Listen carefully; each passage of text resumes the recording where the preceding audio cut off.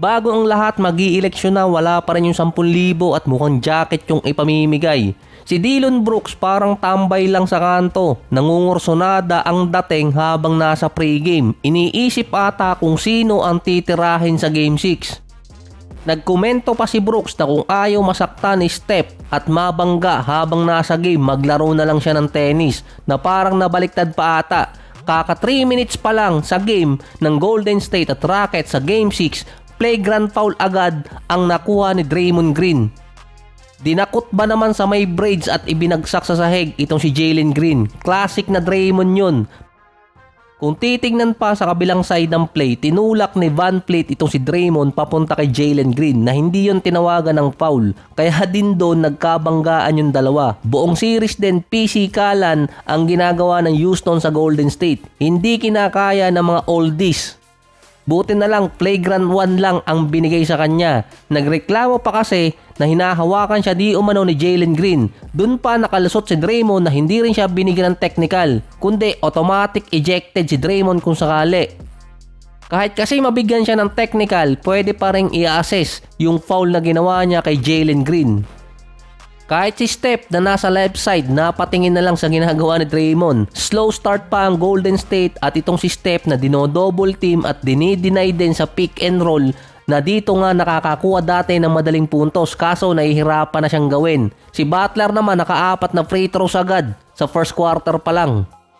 Si Jalen Green naman medyo nawawala pa rin sa first half dahil ang sinabi naman niya dati dadalhin niya sa playoffs ang Houston, hindi naman niya sinabing gagalingan niya. Abuso naman yun. May combine agad na 18 points si Sengun at itong si VanVleet.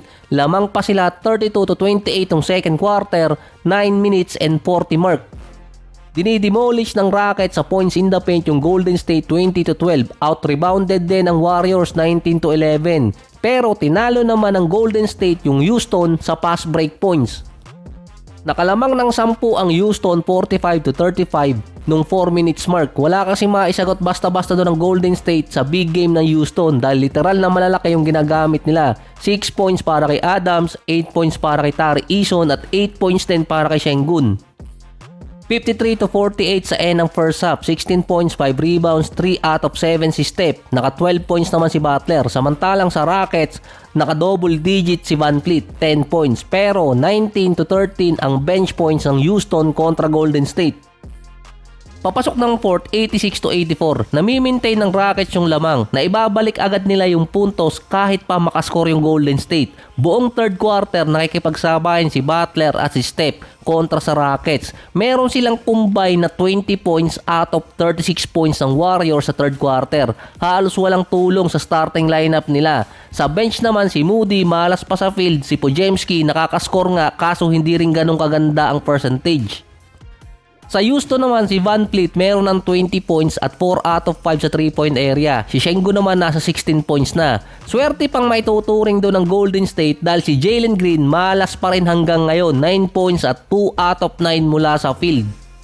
Sa start ng fourth quarter, mabilisang 15-5 run para sa Houston. 101-89 ang lamang. Napako pa ang Golden State sa 89 sa mahigit 3 minuto. Walang makuhanan ng puntos bukod kay Steph at kay Butler. Mukhang magkakatotoo pa yung sinabi ni Brooks na kung merong mang team ang mababalikan sa 3-1 deficit, ito yung Golden State at si Steph dahil naranasan na niya yun.